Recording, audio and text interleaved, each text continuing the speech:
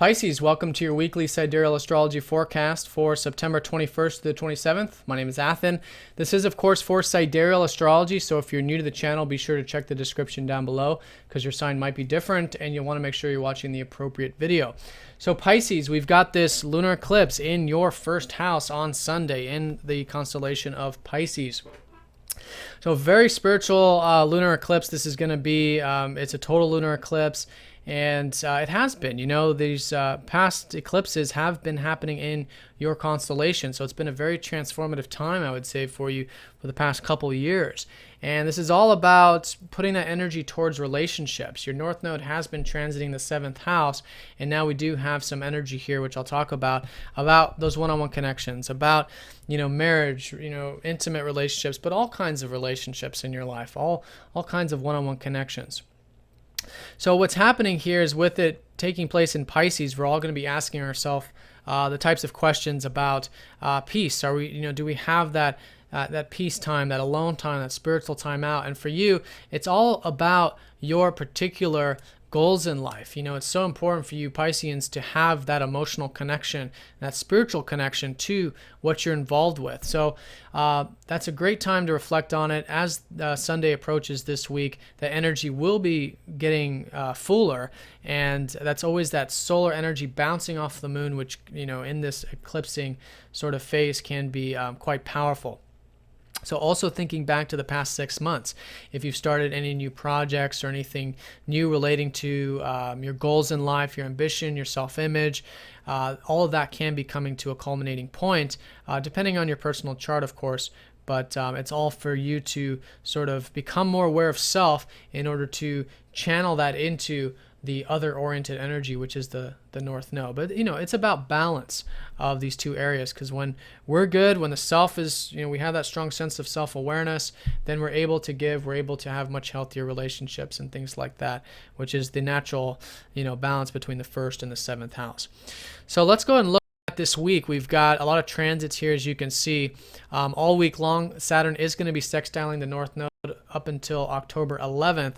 So there is nice energy coming in towards those one-on-one connections. I think with Mercury retrograde, you guys should be perhaps reflecting on the relationship sphere of things, and we'll continue with this kind of direction, and maybe even reflecting on home and family matters, and that's good. Treating all of that as a learning process, but in either case, quite supportive to get deeper with those relationships. Saturn has been transiting your 8th house for the past 2 years, so it's about bringing the energy into those one-on-one connections, but I think it'll just be easy. I think there'll just be openings and opportunities for that, and I think all of that can be quite nice. Now, midweek, the sun goes over that North Node, so this is about the routine stuff. You guys have a lot of energy here in your 6th house still. Venus, you can be enjoying the routine. There's a lot of energy. You could be motivated towards the daily activities, and you should have opportunities, or at least optimism, to expand in the work sector or with your health, diet, and daily stuff. So the sun, who rules that 6th house, is going to go over that North Node midweek. So there's a lot to learn about the importance of self-improvement, and then how that maybe contributes in the relationship, and having growth, self-growth, and all of that. And when everything's taken care of in the daily sphere and with yourself, then the relationship stuff can certainly prosper. And like I said, there's a lot to be learned about that. Still in a reflective sort of phase, which is Mercury retrograde. But with the sun conjoining the North Node, there can be some strong awareness of the relationship side of things for you, and I would say about how important it is to have the routine, diet, and everything taken care of to continue along our life journey while getting that rest and relaxation that is, of course, so important.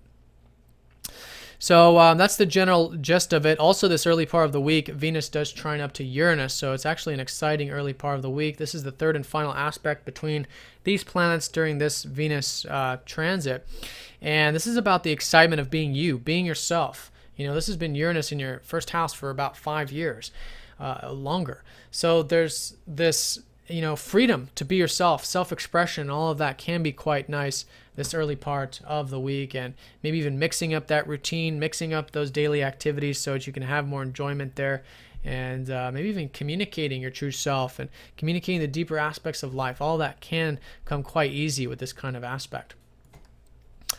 So that's the first half of the week, and then as you can see here, things start to shift around Thursday. They become more challenging. Mercury squares up to Pluto, who is retrograde, so that energy that maybe you are reflecting on about those relationships, it becomes increasingly important to balance that with the work sector, career sector. There's been a lot of changes over in your guys' legacy with your career life path or whatever it is that you're doing productively in your life or have been. So here with the square, it's about patience. It's a big patient energy I'm reading for the second half of the week. And here it's patience of the mind. It's being open-minded. It's also maybe really stepping into a healthy sense of depth and compassion and truth in those one-on-one connections, like I was saying with Saturn. But here with Pluto, it can be very intense. So it's important with the square to bring that extra conscious attention to those one-on-one connections and to home and family or anything relating to that. And then it becomes very constructive. And then, this could be even constructive towards learning more about your career and stuff like that.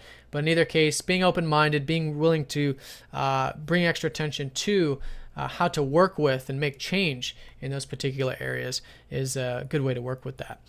So with that going on, Pluto is then going to go station direct in that 10th house. So if you've been reflecting on or redoing things relating to your career or public stuff over the past 6 months, that energy will now start to move forward for you. It is, again, something I'm getting a sense of too, is that it's about, just taking it seriously, drawing the line, maybe making some sudden changes or just wanting to make some big changes here, which could be prompting all this very constructive energy.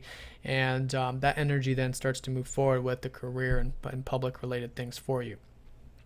Now, with that being said, Mars does square up to Saturn this second half of the week. So it's so important for all of us to be patient.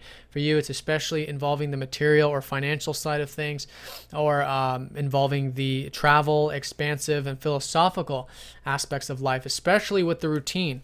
With Saturn squaring the 6th house, it's important to take everything nice and slow, to bring that, again, that extra attention to what you're involved with and really see the big picture, the long road in terms of what you're working on and motivated towards, in order to see it through. Not necessarily this week. It could be a very productive week for those of you who, depends on your personal chart, but in the long term, it could feel like there might be a lot of obstacles or roadblocks this week for some of you, but it is about building perseverance and really seeing things in a long-term sense. And through that, you can constructively work on a lot of things relating to your work, relating to philosophy and the financial stuff, if you're working at that, and building a solid foundation for the future. So that's it for the transits. And like I said, as the week unfolds, on Sunday, 22:47 Eastern time, we're going to have that lunar eclipse in your first house. So it's about your self-image. It's about who you are and the importance of everything about Pisces, which is that intuition. It's that spiritual energy and the meaningfulness in life and connectedness that is so important in our life path. So Pisces, have a great week. If you guys have any questions, please let me know, and I'll see you all next time. Take care.